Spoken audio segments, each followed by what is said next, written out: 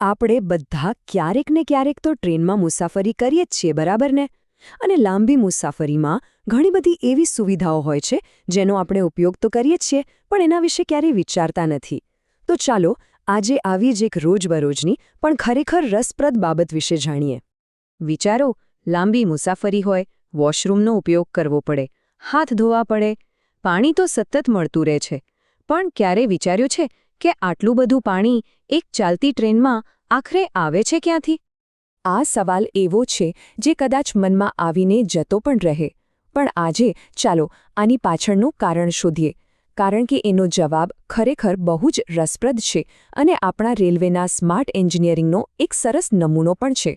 આમ તો ટ્રેનમાં પાણીનો મુખ્ય ઉપયોગ વોશરૂમ અને હાથ ધોવા માટેના સિંકમાં જ થાય છે. હવે આ સુવિધા વગર તો લાંબી મુસાફરીની કલ્પના કરવી પણ અઘરી છે. અને એટલે જ આ સવાલ વધુ મહત્વનો બની જાય છે કે આટલું પાણી સતત કઈ રીતે ઉપલબ્ધ રહે છે? તો આ રહસ્યનો ઉકેલ ક્યાં છુપાયેલો છે? તમને જાણીને નવાઈ લાગશે કે જવાબ આપણી નજર સામે જ હોય છે, પણ એના પર ક્યારેય કોઈનું ધ્યાન જ નથી જતું. સાચો જવાબ તો મુસાફરોની સીટની બરાબર નીચે જ છે. હા, સાચું સાંભળ્યું. ટ્રેનના દરેક કોચની નીચે પાણી સ્ટોર કરવા માટેની ખાસ વ્યવસ્થા હોય છે. આ કોઈ એક સેન્ટ્રલ ટાંકી નથી હોતી, પણ દરેક કોચ માટે પોતાની એક અલગ સિસ્ટમ હોય છે.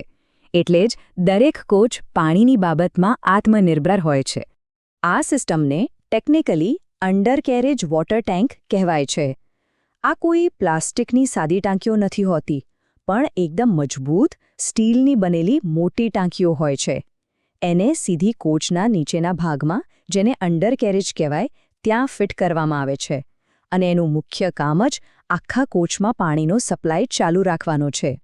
અને આ ટાંકીઓની કેપેસિટી પણ જબરદસ્ત હોય છે. દરેક ટાંકીમાં અંદાજે 400થી 500 લીટર જેટલું પાણી સ્ટોર કરી શકાય છે. વિચારો, આટલો મોટો જથ્થો એ પાક્કું કરે છે કે કોચના બધા જ મુસાફરો માટે પૂરતું પાણી મળી રહે.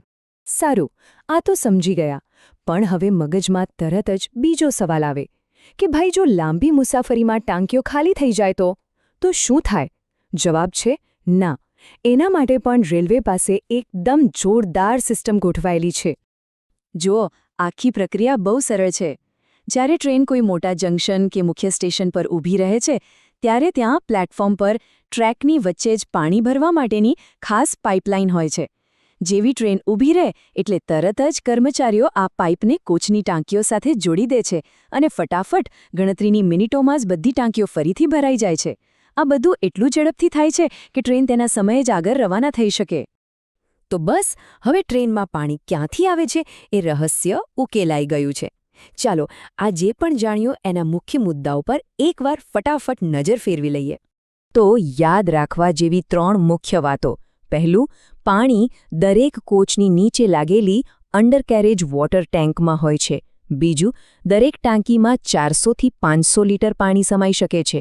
અને ત્રીજું, મોટા સ્ટેશનો પર ખાસ પાઇપ સિસ્ટમથી આ ટાંકીઓને બહુ જ ઝડપથી ભરી દેવામાં આવે છે. બસ આટલું સરળ છે. એક સામાન્ય દૃશ્ય, પણ એક અસામાન્ય સવાલ. પણ હવે આપણી પાસે એનો જવાબ છે. એટલે હવે પછી જ્યારે પણ ટ્રેનમાં બેઠા હોઈએ, ત્યારે એ જાણીને મજા આવશે કે આપણી મુસાફરીને આરામદાયક બનાવતી આ જરૂરી સુવિધા કેવી રીતે કામ કરી રહી છે. આ તો ખાલી એક જ સવાલ હતો. આપણી ભારતીય રેલવે તો પોતે જ એક બહુ મોટી અને અજાયબીઓથી ભરેલી સિસ્ટમ છે. તો હવે વિચારવા જેવો પ્રશ્ન એ છે કે ટ્રેન સાથે જોડાયેલી એવી બીજી કઈ બાબતો છે જે આપણને બધાને આશ્ચર્યમાં મૂકી દે છે.